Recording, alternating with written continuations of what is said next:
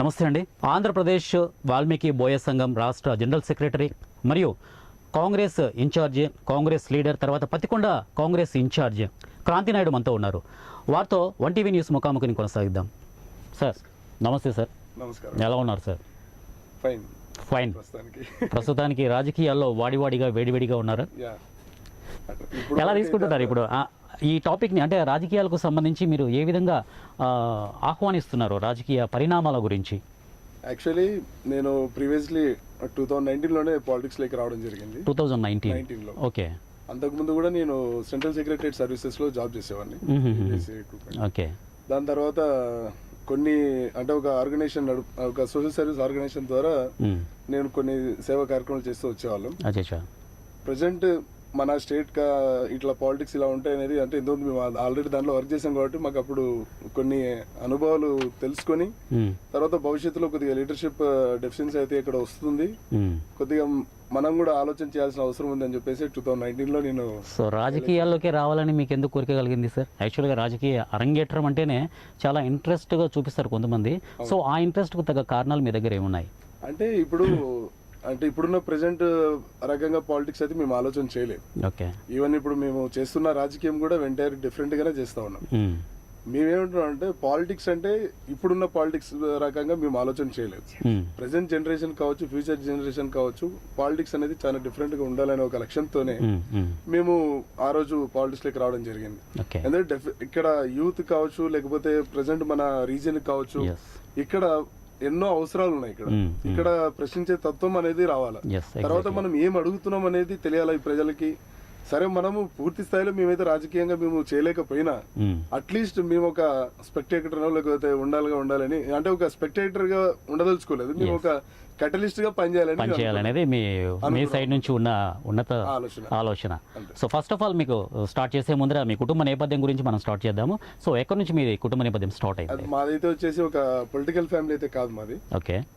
మా ఫాదర్ మాది దేవనకొండ మండలంలో చిన్న పల్లెటూరు, మాది పొట్లపాడు గ్రామం. ఓకే. ఆయన మా కుటుంబంలో ఆయన ఒక్కడే చదువుకున్నాడు. ఆయన టీచర్. ఓకే. టీచర్ అయిన తర్వాత మేము పత్తికొండకు రావడం జరిగింది. అప్పుడు దేవనకొండ మండలం కూడా పత్తికొండ నియోజకవర్గంలో ఉండేది. సో హెడ్ క్వార్టర్లో ఉంటే బాగుంటుందని చెప్పేసి ఆయన అప్పుడు పత్తికొండ నియోజకవర్గంలోకి రావడం.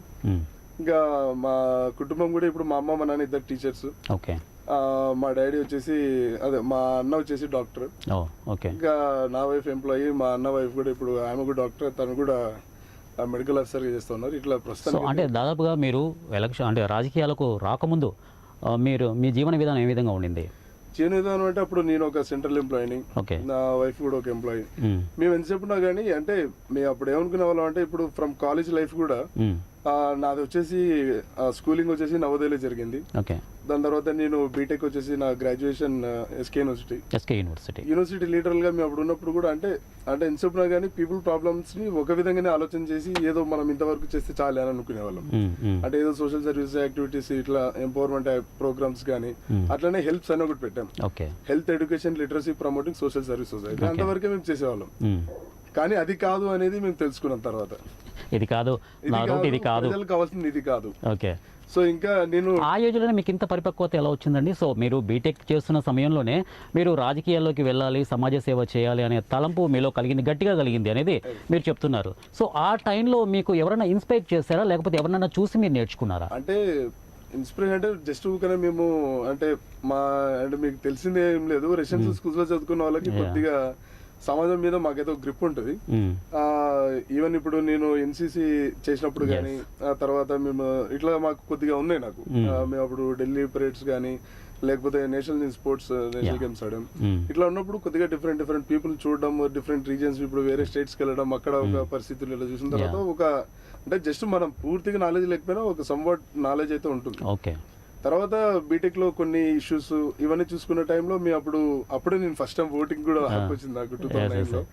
అప్పుడు ఓటింగ్ కూడా చేసిన తర్వాత అప్పుడు నేను ఒకసారి ఎవరు చేస్తారు మీరు చెప్పొచ్చా బయటికి? ఇది నేను అప్పుడు ఫస్ట్ టైం అప్పుడు మా సైడ్ అంతా కొద్దిగా టీడీపీ, సో ఆ ఇన్ఫ్లుయెన్స్ తో అప్పుడైతే మేము టీడీపీకి. టు బి ఫ్రాంక్ అది ఎవరికైనా నేను ఇంతకుముందు కూడా చెప్తా ఉంటాను నేను, కానీ పరిస్థితులు అలా అంటే ఆ టైంలో అంత నాలెడ్జ్ లేదు, జస్ట్ అబ్జర్వ్ చేస్తూ వచ్చేవాళ్ళం. దాని తర్వాత ఇప్పుడు సోషల్ సర్వీస్ యాక్టివిటీస్ అప్పుడు కాంగ్రెస్ ఇప్పుడు నేను వైఎస్ఆర్ గారి ఇంటర్వ్యూ చూసాను తర్వాత 2009లో. ఓకే. 2009 అంటే ఆఫ్టర్ ఎలక్షన్ అయిపోయిన తర్వాత ఒక ఇంటర్వ్యూ ఇచ్చాడు సార్. అవును అవును.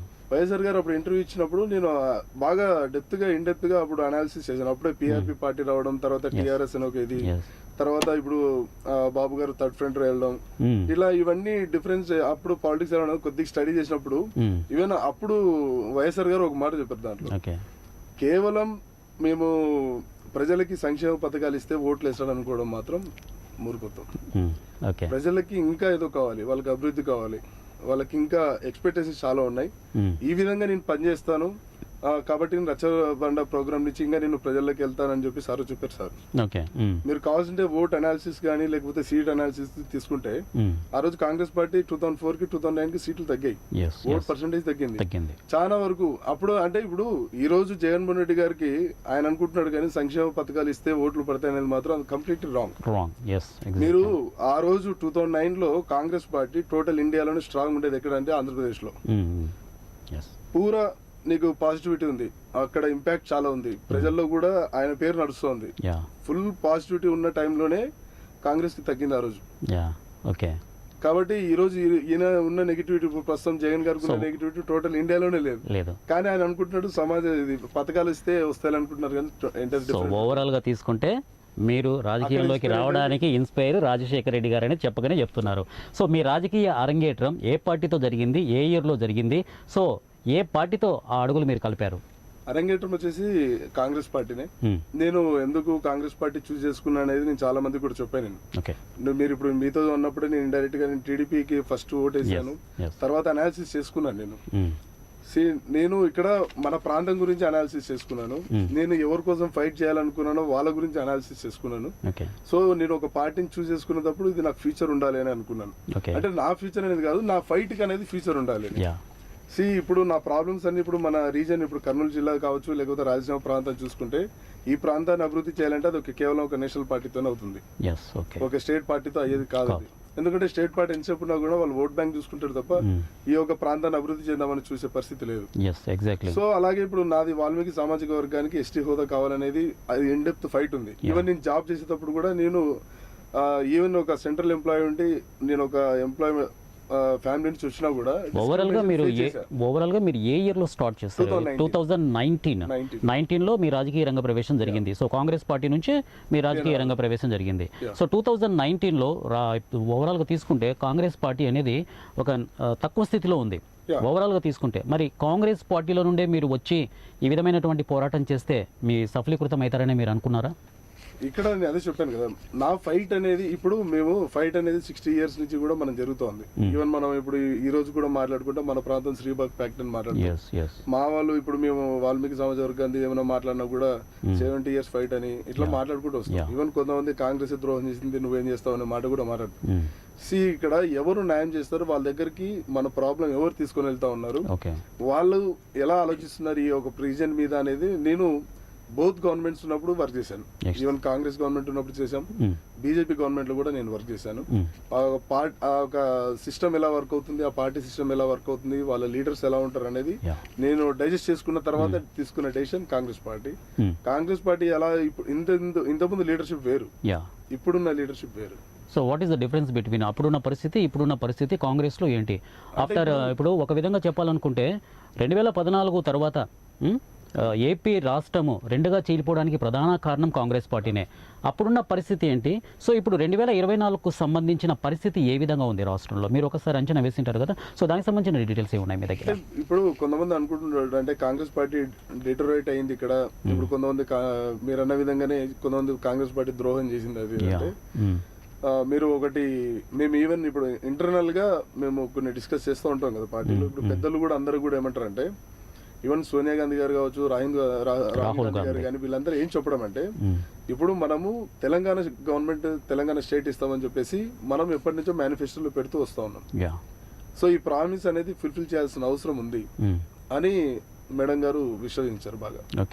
సో మనము ఇక్కడ గ్యారంటీ బ్రేక్ అవుతాం అనేది తెలుసు వాళ్ళకి, డెఫినెట్గా తెలిసినా కూడా ఈ స్టెప్ ఇప్పుడు కాకపోతే ఇంకా ఫ్యూచర్ లో జరగదు అని. సో ఏ ప్రాతిపదికన వాళ్ళు ఇచ్చారనుకుంటున్నారు మీరు? ఇప్పుడు స్టేట్ డివైడ్ చేసేయడానికి తెలంగాణ వాదాన్ని వినిపించడానికి కేసీఆర్ తెలంగాణ వాదాన్ని వినిపించాడు. సో దీనికి ఇంత ప్రాముఖ్యత ఉంది. సో డెఫినెట్గా దీన్ని డివైడ్ చేయాలి అనే కాన్సెప్ట్ సోనియా గాంధీ తీసుకున్న స్టెప్ కరెక్టా రాంగ్ అంటారా? లేదు అంటే ఇప్పుడు ఓన్లీ కేసీఆర్ తీసుకున్నాడో లేకపోతే ఎవరో చెప్తారనేది కాదు. ఇక్కడ ఇంటర్నల్ గా వాళ్ళు డైరెక్ట్ అంటే వాళ్ళు ఆ కమిట్మెంట్ అనేది అంటే కాంగ్రెస్ కమిట్మెంట్ ఎలా ఉంటుంది అనేది ఈ దేశానికి చూపించాలనుకున్నారు వాళ్ళు. ఇక్కడ ఇంతకుముందు ఇప్పుడు ఛత్తీస్గఢ్ ఇట్లాంటి కొన్ని స్టేట్స్ కానీ ఇప్పుడు నార్త్ ఈస్ట్ ఇప్పుడు 7 సిస్టర్స్ అనే స్టేట్ ఫార్మేషన్స్ కానీ ఇట్లాంటి ఏ అనాలిసిస్ తీసుకున్నా కూడా కాంగ్రెస్ కొన్ని దాంట్లో ఇప్పుడు పూర్తిగా న్యాయం చేయలేం, కొన్ని విషయాల్లో న్యాయం చేయలేం, కొన్ని విషయాల్లో గ్యారెంటీ జస్టిఫికేషన్ జరుగుతుంది. కానీ ఇప్పుడు ఇక్కడ పార్టీకి లాస్ అవుతుందని తెలిసినా కూడా ఇవ్వడానికి కారణం ఏంటంటే ఆ ఫైట్ ని వాళ్ళు కంప్లీట్ గా డైజెస్ట్ చేసుకున్నారు. ఆ డైజెస్ట్ చేసుకోవడానికి ఇప్పుడు మీరు అడిగినట్లు కూడా ఇప్పుడు నువ్వు కాంగ్రెస్ పార్టీలో ఉండి ఏం సాధిస్తావంటే కూడా ఇదే చెప్తున్నాను నేను. ఇప్పుడు ఆ ఇక్కడి నుంచి ఇప్పుడు సెంట్రల్ లో మన ఫైట్ ని తీసుకొని వెళ్ళి అక్కడ డైజెస్ట్ అయ్యే లోపల ఇట్ టేక్ సమ్ ఇయర్స్. ఆ ఇయర్స్ ఇప్పటి నుంచి స్టార్ట్ చేస్తే అప్పటికి అవుతుందని నేను అనుకుంటున్నాను. ఏంటంటే అందులో ఇంతకుముందు వాయిస్ వినిపించాలా, ఇప్పుడు హైకమాండ్ దగ్గర తీసుకొని వెళ్ళాలంటే ఎన్నో హడిల్స్ ఉండేవి ఇంతకుముందు. ఇప్పుడు అంత హడిల్స్ లేవు. ఇప్పుడు డైరెక్ట్లీ ఇప్పుడు మాతో మాట్లాడుతున్నారు. ఇప్పుడు మాలాంటి వాళ్ళని తీసుకొని ఇప్పుడు మేము సర్వోదయ సంఘం అని ఒక దాంట్లో ఉన్నాం మేము. మాకంటూ ఒక ఇప్పుడు they are listening our voice. ఇంతకుముందు అది చాలా కష్టంగా మేము అట్లా వాళ్ళు ఆలోచన చేసి హైకమాండ్ డెఫినెట్లీ ఇక్కడ ఈ పీపుల్ ఒక ఆస్పిరేషన్స్ కానీ వీళ్ళొక డిమాండ్స్ కావచ్చు, వీళ్ళ ఆశయాలు కాబట్టి నెరవేర్చేది కేవలం తెలంగాణ రాష్ట్రం వస్తే వాళ్ళు అవుతుంది అని అనుకున్నారు కాబట్టి తెలంగాణ రాష్ట్రం ఇచ్చారు. ఏమంటే పార్టీషన్ జరిగిన తర్వాత కూడా 2 స్టేట్స్ కి జస్టిఫికేషన్ జరగాలని చెప్పేసి అప్పుడు 2014 యాక్ట్ తీసుకొని రావడం, తర్వాత వాళ్ళు స్పెషల్ కేటగిరీ స్టేటస్ ఆంధ్రప్రదేశ్ ఇవ్వాలి అని చెప్పేసి అనుకోవడం, ఇట్లాంటి ఎన్నో ఉన్నాయి.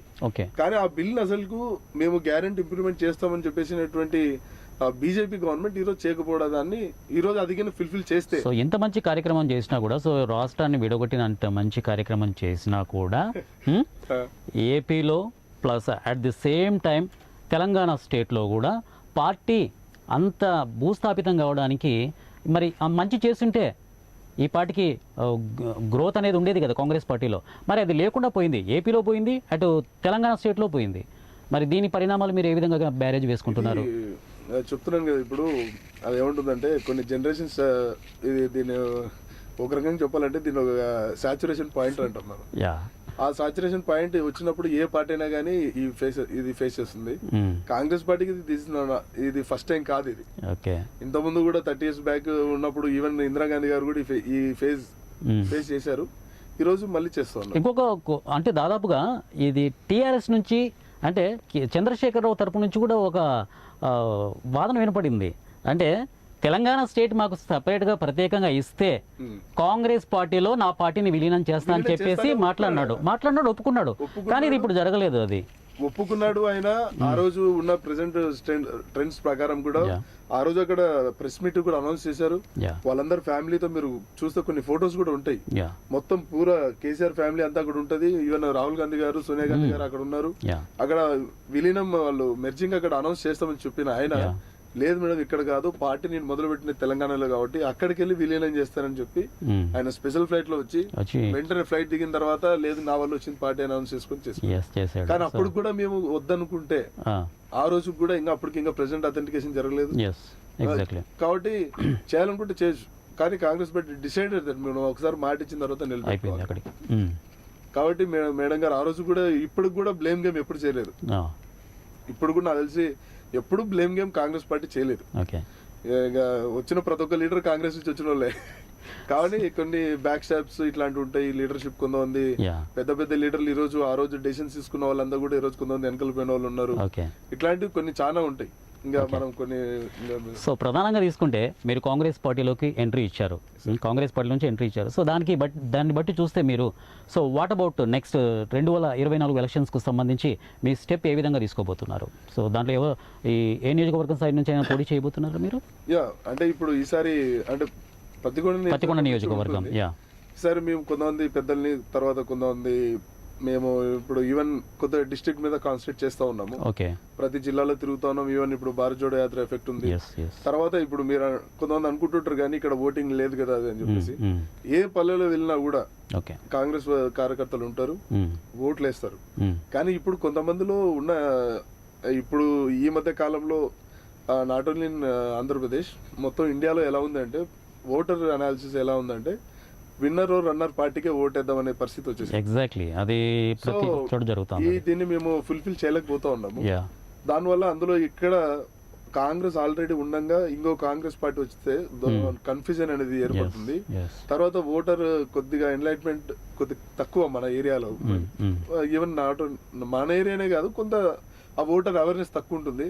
ఇప్పుడు ఈవెన్ కొంతమంది పల్లెలు ఏమనుకుంటుంటారు అంటే కాంగ్రెస్ వెళ్ళినప్పుడు వస్తారు వెంటనే, అన్న మన సింబల్ ఇప్పుడు హస్తం కాదు కదా ఫ్యాన్ అంట కదా అంటారు. ఎందుకంత కన్ఫ్యూజన్ వచ్చేసింది? ఆ కన్ఫ్యూజన్ ఎందుకు వచ్చి ఏర్పడుతుంది?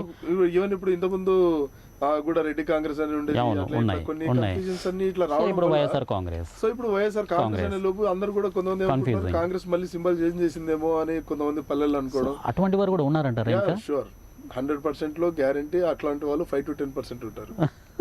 మీరు ఓటర్ అనాలిసిస్ అంటే మేము కొద్దిగా ఇండెప్త్ గా తిరుగుతాం కాబట్టి కొంతమంది నేను చాలా మంది అడుగుతారు ఇంకా ఇప్పుడు కుంటారా అంటే, ఇప్పుడు ఇండియాలో 100% లో 100% పీపుల్ ఎప్పుడు పాలిటిక్స్ ఆలోచన చేయరు. ఎగ్జాక్ట్లీ ఒక 20 to 30% అసలు ఎవరిని పట్టించుకోకుండా వాళ్ళ లైఫ్ అంటే వాడు చూసుకుంటా ఉంటాడు.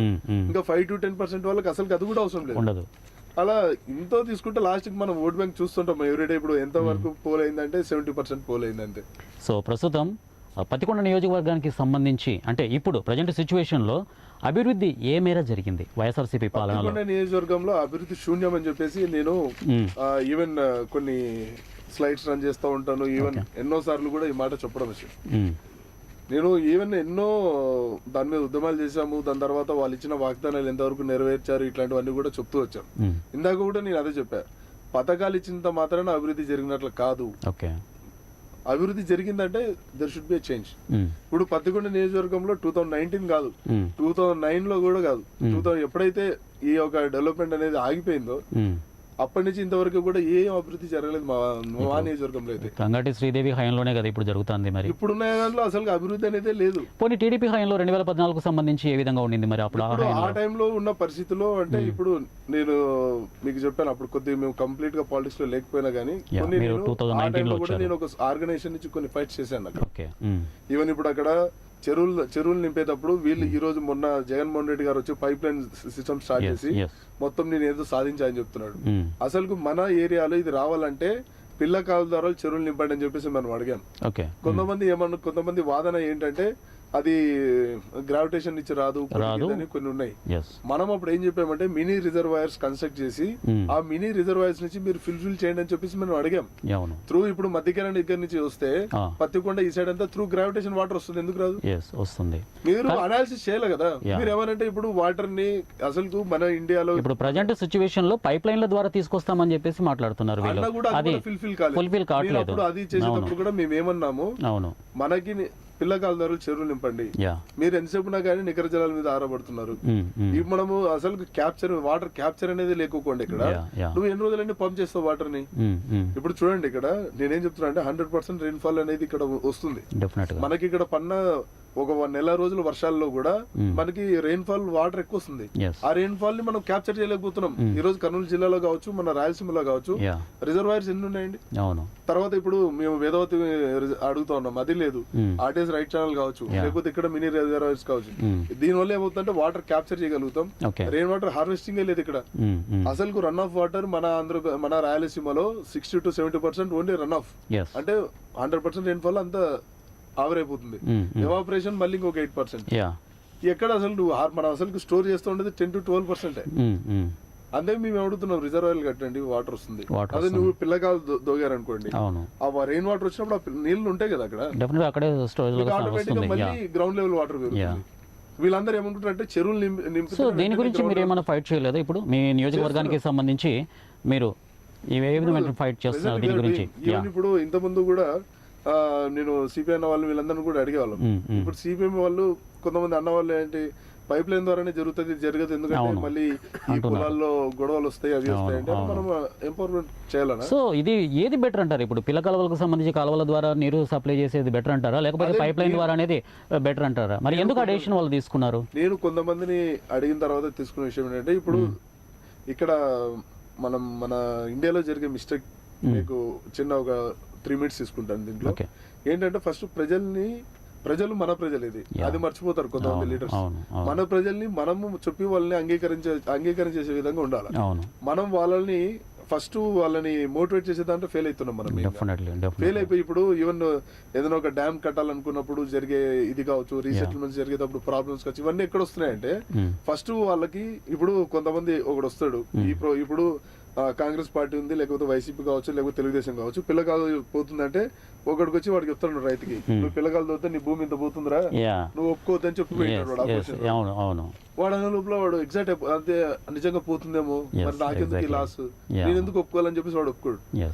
అదే రైతు నువ్వు పిలిపించి మోటివేట్ చేసి, ఇప్పుడు నువ్వు దీని వల్ల నీకు కంప్లీట్ వాటర్ వస్తుంది, నువ్వు యూటిలైజ్ చేసుకోవచ్చు, లోన్ మీద డిపెండ్ అవ్వాల్సిన అవసరం లేదు, నీ ఫ్యామిలీ కింద ఉంటుంది, అట్లా వాడికి మనంగా ఎంపవర్ చేసి వాడికి అంతా ఇన్సెక్యూరిటీలో ఉంటారు అంతే. ఆ ఇన్సెక్యూరిటీని మనంగా సాల్వ్ చేయగలిగితే డెఫినెట్లీ ప్రాబ్లమ్ ని మనం ఓవర్కమ్ చేయొచ్చు అనేది. సో ఇప్పుడున్న పరిస్థితుల్లో అంటే 2024 ఎలక్షన్స్ కు సంబంధించి పతికొండ నియోజకవర్గంలో మీరు సో ఏ ఎజెండాతో మీరు వెళ్తున్నారు ముందరికి? సో 24 ఎలక్షన్స్ కు సంబంధించి సో ఎటువంటి ఇప్పుడు దానికి కారణాలు ఉన్నాయి అక్కడ? మనం గెలిచే ధీమా ఉంది అక్కడ? మీరు ఒకవేళ పతికొండ నియోజకవర్గానికి సంబంధించి మీరు నిలబడితే కూడా మా ధీమా ఇప్పుడు ఫస్ట్ ఒకటే, మనము గ్యారంటీ ఇన్ఫ్లుయెన్స్, మేము పాలిటిక్స్ ఇన్ఫ్లుయెన్స్ చేయగలం అనేది మేము దాంతో వచ్చినాం. ఈవెన్ నన్ను ఇప్పుడు కూడా నువ్వేం సాధిస్తావంటే కూడా నేనేం సాధించకపోయినా బట్ ఐ వర్క్ యాజ్ నేను ఫస్ట్ చెప్పా, I work as a catalyst. నేను ఏదో నేను స్పెక్టేటర్ ఉండాలనుకోలేదు, ఏదో గెలిచి నేనేదో చేయాలనుకోవట్లేదు, బట్ నేను ప్రజలకు నేను చెప్పాలనుకున్నా. ఈ రోజు ఈసారి మా టార్గెట్ జిల్లా పెట్టుకున్నాం, ఎంపీ స్థాయిలో వెళ్ళాలని అనుకుంటున్నాం. అదే విధంగా మేము చేస్తున్నాం కూడా. ప్రతి నియోజకవర్గంలో ఏమేమి కావాలనేది కలెక్ట్ చేస్తున్నాం, వాళ్ళకి ఏం కావాలని చెప్తున్నాం. ఈ రోజు కర్నూలు జిల్లా మన రాష్ట్రంలోనే అత్యంత వెనుకబడిన జిల్లా ఏంటంటే కర్నూలు జిల్లా. రేపు పొద్దున కలెక్టర్ గారు తిరగాలంటే కూడా డబ్బులు లేవు ఆయన వాళ్ళ దగ్గర. ఈ రోజు రెవెన్యూ ఏం లేదు, రెవెన్యూ జనరేషన్ జీరో. ఒక చిన్న బ్రేక్ నేను చెప్తున్నాను. యాక్చువల్గా మన రాయలసీమ, కర్నూలు ఒకటే కాదు, రాయలసీమ వెనకబడ్డానికి ఏ నాయకులు ముందుకు వచ్చేసి దీన్ని డెవలప్ చేశారో మీరు చెప్పండి. ఒక మాట గుండెల మీద చేసుకొని చెప్పండి. ఏ రాజకీయాలకు అతీతంగా తీసుకోమని చెప్పండి. ఏ రాజకీయ పార్టీ వాళ్ళన్నా వచ్చి ఇప్పటి వరకు రాయలసీమ వెనకబడిన జిల్లాలుగానే చూస్తున్నారు తప్పించి ఏ ఒక్క అభివృద్ధి జరిగింది చెప్పండి ఇప్పటి వరకు? ఎంతమంది అతిరథ మహారాజులంతా ఈ స్టేట్ నుంచి అంటే దాదాపుగా ఈ రాయలసీమ నుంచి పోయిన వాళ్ళు ఉన్నారు. మరి వారంతా చేసింది ఏది? చేసింది ఏంటంటే మీకు నేను అదే చెప్తున్నాను కదా, మన ఆస్పిరేషన్స్ తగ్గట్టు వర్క్ అనేది జరగలేదు. ఇక్కడ లీడర్షిప్ డెఫిషియన్సీ ఉంది. ఈవెన్ ఇప్పుడు ఇక్కడ ప్రశ్నించే తత్వం ఉంది మన దగ్గర, కానీ దేన్ని ప్రశ్నిస్తున్నాం, దేన్ని అడుగుతున్నాం అనేది తెలియదు. ఈవెన్ ఇప్పుడు కూడా మీరు చూడండి, 2019 కు ముందు ఎన్నో రాయలసీమ ఉద్యమాలు జరిగినాయి ఇక్కడ. ఈ రోజు అసలు జరగట్లేదు. అదే రాయలసీమ ఉద్యమకారులు మళ్ళీ పోస్టులు పెడతా ఉంటారు రాయలసీమకి రాలేదని. ఇప్పుడు రేపు పొద్దున చంద్రబాబు నాయుడు మళ్ళీ తిరిగినాడు అనుకోండి, ఆయన తిడతారు. మా వాళ్ళు ఎవరైనా తిరిగినారు అనుకోండి, వాళ్ళని తిడతారు. కానీ మరి ఈరోజు జగన్మోహన్ రెడ్డి అసలు అత్యంత రాయలసీమ ద్రోహి అని అడగండి అంటే ఎవరు అడగరా? మరి అడగట్లేదు. నేను అడుగుతాను అనుకో, అదే వాళ్ళు ఏమంటారంటే మిగతా పార్టీ వాళ్ళు నువ్వు వాళ్ళని అడగలది అంటే, సరేనా అందరిని అడుగుదాం, మనం ప్రత్యేక రాయలసీమ రాష్ట్రం కోసం పోరాడదాం సోదరా అంటారు. అవును, అది పోరాడదాం కరెక్టే. ఫస్ట్ ప్రభుత్వంలో ఉండేది ఎవడు? అడుగు నువ్వు.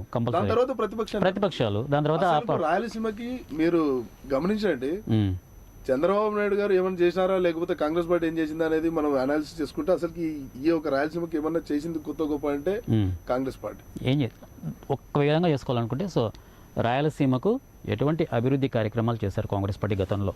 ఇప్పుడు చిన్న బ్రీఫ్ గా చెప్పేస్తాయి. బ్రీఫ్ గా అంటే ఇప్పుడు మీకు ఇరిగేషన్ ప్రాజెక్ట్స్ మీద వర్క్ చేసింది. ఓకే, నేను 5 సబ్జెక్ట్స్ మీద మాట్లాడతాను. Okay, education, employment, establishments, health and water. Exactly ఈ 5 మీద కాంగ్రెస్ పార్టీ వర్క్ చేసిందా లేదా అనేది మనం క్వశ్చన్ చేసుకోవాలి. Okay, yes. ఎడ్యుకేషన్ మీద ఆ టైంలో అప్పుడున్న పరిస్థితిలో 2004 నుంచి 2014 వరకు మనం గమనించండి, ఎడ్యుకేషన్ ఇంప్రూవ్మెంట్ జరిగింది. ఇక్కడ కాలేజెస్ వచ్చాయి, అన్ని వచ్చాయి. ఎంప్లాయ్మెంట్ తీసుకోండి, అప్పుడు మనకి అప్పుడే ఇంజనీర్ గా కావచ్చు, అది కావచ్చు, సమ్ వాట్ అసలు మీకు అప్పట్లో కొద్దిగా వలసలు అనేవి తగ్గినాయి, మైగ్రేషన్ అనేది. తర్వాత మళ్ళీ మీరు హెల్త్ గురించి చూసుకోండి, అసలు ఎంతో మంది అసలు మీకు హాస్పిటల్ పోంటే భయపడే వాళ్ళు జరిగింది. నీరు మీద హెచ్ఎన్ఎస్ఎస్ మీద కొన్ని ఇనిషియేటివ్స్ జరిగినాయి. అవును.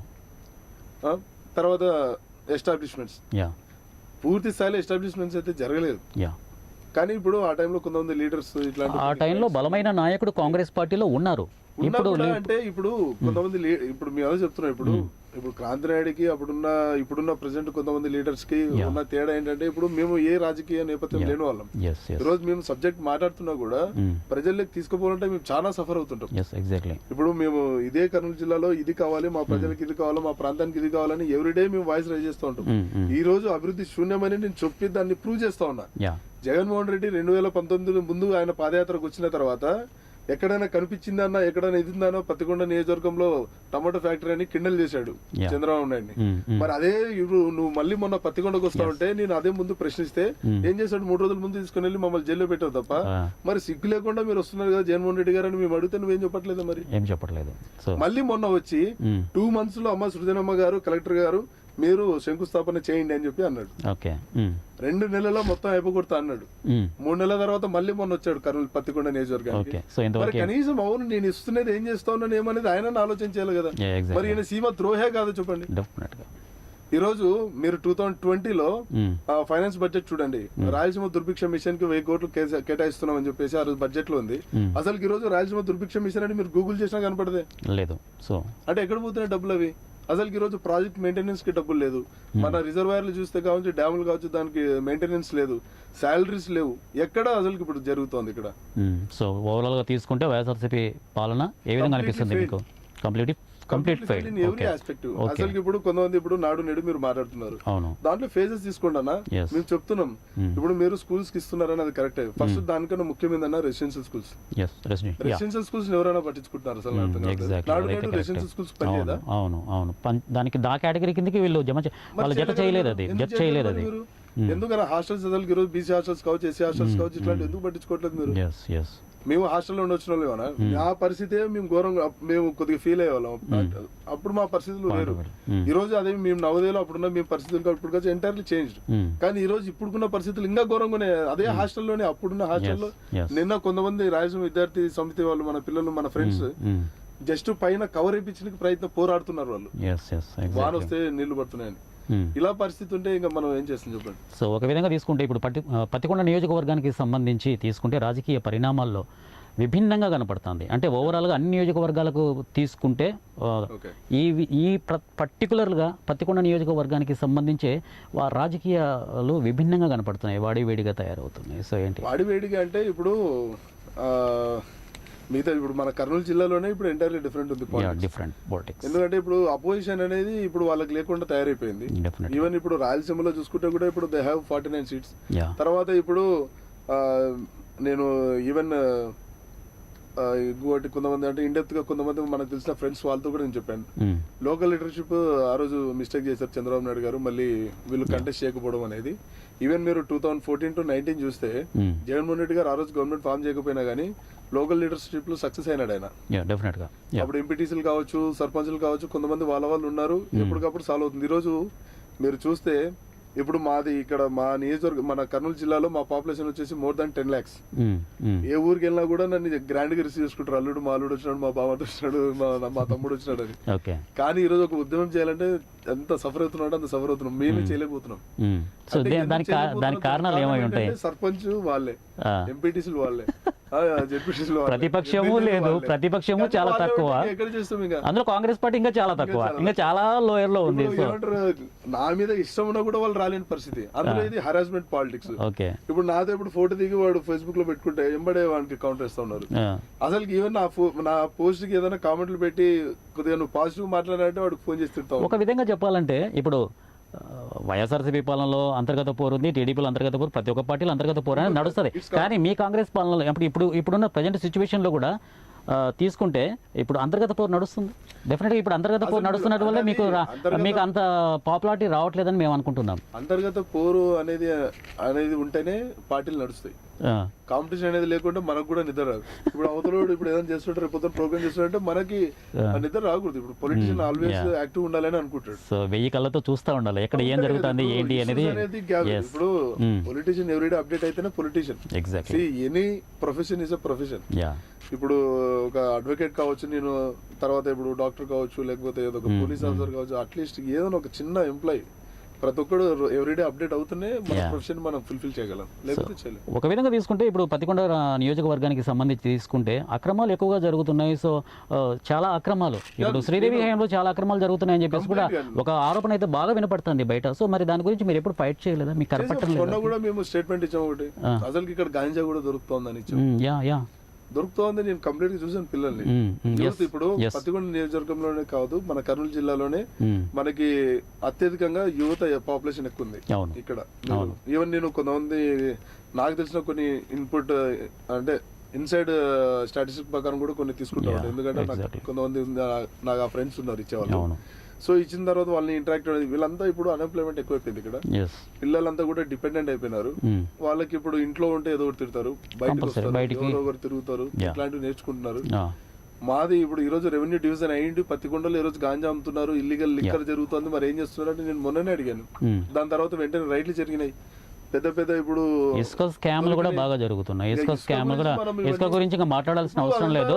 ఒక దందా, ఒక అది ఇసుక దందా జరుగుతుంది. సో దాని గురించి ఇప్పుడు వైఎస్ఆర్సీపీ పాలన మరి ఏం పట్టించుకోవడం లేదా? మా పారదర్శకపు పాలన అందిస్తున్నారని చెప్పేసి జనాన్ని ముందర ఊదరగొడుతున్నారు మరి. సో అటువంటిప్పుడు ఇన్ని అక్రమాలు జరుగుతున్నా కూడా హైకమాండ్కి కనపడటం లేదా? సో మీ తెలుసు వాళ్ళకి ఇప్పుడు వాళ్ళ ప్రతి ఒక్కటి వాళ్ళకి తెలుసు. మేము ఎవిడెన్స్ తో సహా మాట్లాడుతున్నాం. మాట్లాడితే ఏం చేశారు, మా మీద ఒక సోషల్ మీడియా కేసు వేసుకుని నన్ను జైలు పంపించారు. ఇప్పుడు సరే, ఇప్పుడు మాట్లాడిన వాళ్ళు అయితే మేము మాకు ఒక ప్రొఫెషన్ ఉంది, మాది ఇండిపెండెంట్ గా నడుస్తోంది కాబట్టి మాది జరుగుతుంది. కొంతమంది పొలిటీషియన్స్ ఎలా ఉంటారు, డిపెండెంట్ గా ఉంటారు. కొంతమంది ఇండిపెండెంట్ పొలిటీషియన్స్ లేకపోయి ఉండొచ్చు, లేకపోతే వాడు బిజినెస్ కావచ్చు, లేకపోతే వాడు ఇది కావచ్చు. ఇట్లాంటి ఇప్పుడు పాలిటిక్స్ లో ఒక్కొక్కరిది ఒక్కొక్క స్టైల్ ఉంటుంది. దీంట్లో ఇప్పుడు మేము కంప్లీట్లీ నేను కట్లిస్ట్ కావాలనుకున్నాను కాబట్టి నేను ఏదో నా వరకు నడుస్తుంది, ఇంకోటి నడవదు కదా. అదే విధంగా వాడు ఏదో ఒక విధంగా కాంప్రమైజ్ కావాల్సి వస్తుంది. కొంతమంది కేసులు ఉంటే దానికి భయపడాల్సి వస్తుంది, ఇంకోటి కొత్త కేసులు ఎందుకు వేయించుకోవాలి ఉంటుంది. మీ పైన చాలా కేసులు కూడా పుటప్ చేసి పెట్టింటారు, చాలా కేసులు ఉంటాయి. సో మీరు మరి దానికి ఏ విధంగా రిసీవ్ చేసుకున్నారు ఆ కేసులు? అంటే నేను ఫస్ట్ టైం జైలుకి వెళ్ళిన తర్వాత నేను అనాలిసిస్ చేసుకున్నాను బాగా.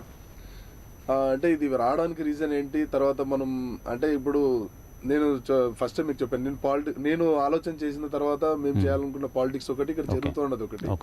మేము ఎక్స్పెక్ట్ చేసి ప్రజల దగ్గర నుంచి ప్రజలు మనం రిసీవ్ చేసుకుంటారని అనుకుని మేము వచ్చాం పాలిటిక్స్ లేక. కానీ ప్రజలు మమ్మల్ని రిసీవ్ చేసుకోలేదు. అట్ ద సేమ్ టైం అంటే మేము ఇంకా మనం వర్కౌట్ చేయాల్సిన అవసరం ఉంది. సో ఇంకా నేను వర్క్ చేయాలి, ఇది కాదు నేను చేయాల్సిన పని. ఇంకా మనం అంటే ప్రజలకు ఉన్నట్టు నువ్వు నిజాలు చెప్పినా కూడా కష్టమే. ప్రజలకు మనం చెప్తున్నా అనుకుంటాం కానీ ప్రజలు కొంతమంది ఏం చేయలేని పరిస్థితి. ఇక్కడ మనం ఎన్నుకునే హక్కే ఉంది కానీ ఎన్నుకున్న వాడిని వారు ఎంతవరకు సపోర్ట్ చేస్తారనేది కూడా, వారు మీకు ఎంతవరకు సపోర్ట్ చేస్తారనేది కూడా క్వశ్చన్ మార్కే పెట్టవచ్చు అనుకుంటా ఒక్కొక్కసారి. అంటే ఇప్పుడు అదే చెప్తున్నాను కదా, మనం ఎన్నుకునే హక్కే ఉంది కానీ అంతే ఇండియన్ డెమోక్రసీ మనకి అదే హక్కు లేదు కదా వాడిని. ఎగ్జాక్ట్లీ. కాబట్టి వెంటనే అవతల మనం ఎన్నుకున్న వాడు తప్పుడు అనేది కరెక్టే, కానీ ఈ పిల్లలు చెప్తున్న విధంగా మనం ఏం చేస్తాం. సో ఇప్పుడు ఇది కాదులే అన్నప్పుడు వాళ్ళు కూడా మనతో రాలేరు. అప్పుడు ఏం చేయాలి, మనమే అప్పుడు స్ట్రాటజీ మార్చుకోవాలా. మార్చుకున్న తర్వాత ఏం చేస్తున్నాం, మనం ఇంకా ప్రజలకి సమస్యలు తీసుకుపోయాం. ఇప్పుడు కొంతమంది ఇప్పుడు వాడికి రెవెన్యూ అదేనా, ఆ రెవెన్యూని మనం బ్రేక్ చేసినప్పుడు ఆటోమేటిక్ గా వాడు మన మీద రెవెల్ అవుతున్నాడు అంతే. డెఫినెట్ గా. సో మనం ఆ ప్రాబ్లం క్రియేట్ చేసుకునే దానికంటే ప్రస్తుతానికి దాన్ని ప్రశ్నిస్తూనే పక్కకు పోయి దాన్ని ఎరాడికేట్ చేయడానికి ప్రయత్నం చేయడం బెస్ట్ అని అనుకున్నాం. ఓకే సరే. ఇంకొకటి ఏంటంటే ఇప్పుడు ఏపీ వాల్మీకి బోయ సంఘానికి సంబంధించి మీరు స్టేట్ జనరల్ సెక్రటరీగా ఉంటున్నారు. సో ఎటువంటి డెవలప్మెంట్స్ దాంట్లో కనపడుతున్నాయి ఇప్పుడు మీరు, అంటే మీ హయాంలో ఇప్పుడు మీరు మీ పదవి బాధ్యతలు చేపట్టినప్పటి దగ్గర నుంచి ఎటువంటి డెవలప్మెంట్స్ కనపడినాయి? ఇప్పుడు యాక్చువల్లీ ఈ యొక్క రాష్ట్రంలో ఇంతవరకు అంటే దాని ఏం జరిగింది ఏమనేది మేము ఇంత ముందు నుంచి కూడా మేము ఒక స్టాటిస్టిక్స్ తీసుకున్నాం. 1901 దగ్గర నుంచి కావచ్చు, తర్వాత ఇంతకుముందు ఇదే కాంగ్రెస్ ప్రభుత్వం అప్పుడు 1953-56 లో ఉండేది. అప్పుడు కొంతమంది లీడర్స్ ఒక ఇన్ఫ్లుయెన్స్ వల్ల అప్పుడు ఈ యొక్క ఏజెన్సీ నార్త్ ఏజెన్సీ అనే ఒక ప్రాబ్లం రావడం, వాల్మీకి బోయల్ ఎస్టీలో నుంచి బీసీలు అవ్వడం, తర్వాత 56 నుంచి 76 వరకు కూడా అంటే అప్పుడు ఆ రోజు ఎస్సీలుగా ఉన్నారు, ఎస్టీలుగా ఉన్నారు, బీసీలుగా ఉన్నారు, డిఎన్టీలుగా ఉన్నారు, అన్ని విధాలుగా సర్టిఫికెట్లు తీసుకొని కొంతమంది ఉన్నారు. 76 లో ఎప్పుడైతే నీలం సంజీవ్ రెడ్డి గారు ప్రెసిడెంట్ ఆఫ్ ఇండియా అయినారో అప్పుడు మేము completely we are put into OBC, BCA category కింద వచ్చేసాం.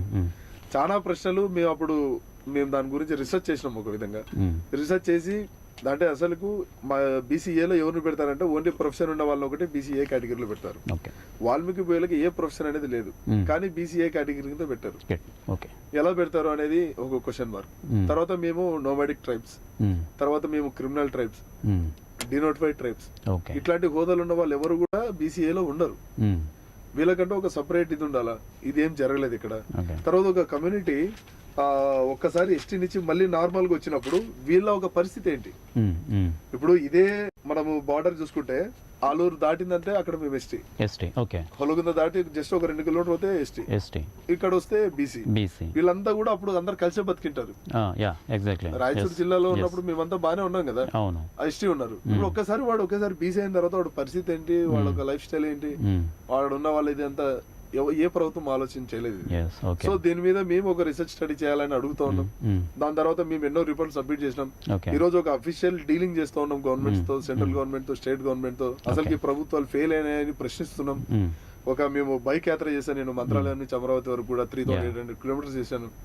ఈవెన్ ఇప్పుడు ఈ గిన్నిస్ బుక్ ఆఫ్ రికార్డ్స్ ఇట్లాంటి వాళ్ళు మమ్మల్ని రికగ్నైజ్ చేసి ఇండియా బుక్ ఆఫ్ రికార్డ్స్ వాళ్ళు నాకు హానరీ డాక్టరేట్ ఇచ్చారు. అంటే ఎవడు కూడా ఒక బ్యాక్వర్డ్ కమ్యూనిటీ ఇంతవరకు చేయలేదు, మీరు కష్టపడుతున్నారని. కానీ మన ప్రభుత్వాలు మాది ఇది గుర్తించట్లేదు. మేము అంతా అనాలిసిస్ చేసి తీసుకొని ప్రెసిడెంట్ ఆఫ్ ఇండియా గారికి కూడా ఇచ్చాం ఫైల్. అది నేను లాస్ట్ ఇయర్ వెళ్ళి ప్రెసిడెంట్ గారికి మొత్తం సబ్మిట్ చేసి ఇస్తే కూడా ఇంతవరకే చర్యలు చేపట్టకపోతే ఇంకా మనం ఏం చేస్తాం. ఎందుకు అనుకుంటున్నారు? ఎందుకు మీరు ఏ టైంలో మీరు చేశారు ఇది? లాస్ట్ ఇయర్ చేశారు. సో ఇంతవరకు కూడా అక్కడ నుంచి రెస్పాన్స్ లేదు. సో ఎందుకు అనుకుంటున్నారు? దేనికి అనుకుంటున్నారు? బైక్ యాత్ర చేసిన తర్వాత స్టేట్ గవర్నమెంట్ మీద ప్రెజర్ పెరిగింది. పెరిగిన తర్వాత అప్పుడు మళ్ళీ ఏం చేసింది, వాళ్ళైతే స్ట్రిక్ట్లీ చెప్తున్నారు టీడీపీ గవర్నమెంట్ మరి హెల్ప్ చేసేది. అప్పుడు ఒక రెజల్యూషన్ పాస్ చేసి సెంట్రల్ పంపించింది. మరి దాని తర్వాత రిజిస్టర్ జనరల్ ఆఫ్ ఇండియా దగ్గర నుంచి కొద్దిగా కమ్యూనికేషన్ జరిగింది. మరి ఏం చేస్తున్నారని మనం క్వశ్చన్ చేసాం. మేము దాని మీద మాట్లాడడానికి సిద్ధంగా లేము. మేము ఎంటైర్లీ మళ్ళీ కొత్తగా చేస్తాము అంటే వాళ్ళు ఓపెన్ గా మాతో చెప్పుకోమన్నా కొంతమందితో చెప్పిన పని ఇది. We don't want to amend the TDP government resolution except అంటే అది మేము దాని మీద చర్చించడానికి కానీ ఏం చేయడానికి మాకు ఇష్టం లేదు. మేము కొత్తగా వేస్తాం అన్నాడు. మేమన్నా సరే ఎవడో ఒకరు ఏదో చేయండి రాబోయ్ అని అడిగినాం మనం. ఇప్పుడు వైసీపీ గవర్నమెంట్ మళ్ళీ ఏం చేసింది ఆయన? సో అదే అడుగుతున్నాను. ఇప్పుడు వైసీపీ పాలన జరుగుతుంది ఇప్పుడు. సో గవర్నమెంట్ వాళ్ళదే ఉంది. మరి మీ సంఘానికి సంబంధించి సో ఎటువంటి డెవలప్మెంట్స్ ఏమన్నా చేసిందా ఈ పాలన? ఎటువంటి డెవలప్మెంట్స్ ఉంది? ఎటువంటి పథకాలు అందించింది? సో అసలు డెవలప్మెంట్ జరిగిందా లేదా? డెవలప్మెంట్ అనేది జీరో కమ్యూనిటీ పరంగా. ఓకే. అది నాట్ ఓన్లీ మా కమ్యూనిటీ, టోటల్ బీసీ కమ్యూనిటీస్ ఒక పరిస్థితి అలాగే ఉంది. ఓకే. కానీ ఇక్కడ ఇప్పుడు మీరు అడుగుతున్నది మా ఓన్లీ వాల్మీకి అంటున్నారు కాబట్టి వాల్మీకి అత్యంత ద్రోహం చేసినది ఎవరంటే జగన్మోహన్ రెడ్డి గారు. సో ఏ విధంగా అంటారు? ఏ విధంగా అంటే ఇప్పుడు ఆయన 2019లో ఆయన పాదయాత్ర చేసినప్పుడు నేను వచ్చిన వెంటనే నెల రోజుల్లో రెజల్యూషన్ పాస్ చేసి సెంట్రల్ పంపిస్తాను. ఓకే. అది చేయలేదు ఆయన. దాని తర్వాత కార్పొరేషన్ అనేది ఏర్పాటు చేసుకున్నాడు. Corporation funds zero. దానికి ఇంతవరకు ఇచ్చేసింది ఏం లేదు. దానికంటూ ఇద్దరు కార్పొరేషన్లు ఇద్దరు అయినారు. తర్వాత మా వాళ్ళకైతే పదవులు అయితే ఇస్తా వచ్చినాడు. ఇక్కడ మెయిన్ ఈ కమ్యూనిటీ కావాల్సింది ఏంటంటే పోస్టులు కాదు, డెవలప్మెంట్ ఈజ్ మెయిన్ ఇంపార్టెంట్. అభివృద్ధి సాధికారత మాకు కావాలి.